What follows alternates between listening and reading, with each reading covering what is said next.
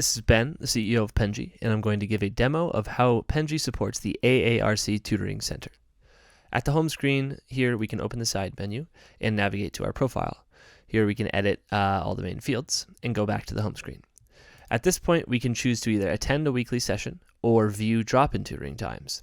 Different routes of tutoring can be added to this home screen to support different experiences.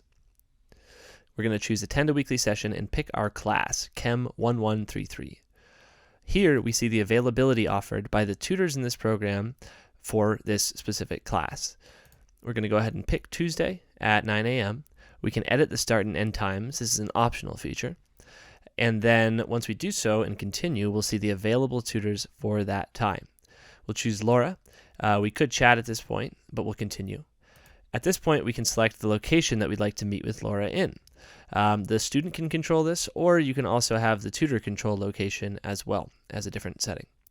These locations we track the capacity for, and so a location will only show up if there's still a room in that spot to be having another session or another meeting.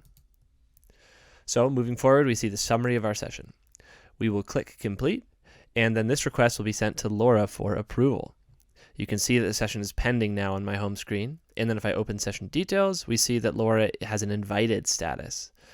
So at this point, we are waiting on Laura to get back to us. We can chat and say hello at this point and do any other communication. So later in the day, we receive a push notification from Laura that she has accepted our session. If we go ahead and move forward in the app, we can open the session card and see that her status has switched to going, and the session is no longer pending when we return to the home screen. So at this point, we are now waiting for the time for the session, and then we'll go ahead and meet with our tutor.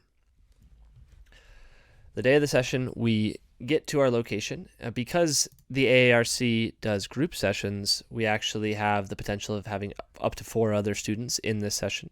It is an option to actually list the attendees on the session details card so that a user can see and interact with their peers that are coming to the group as well.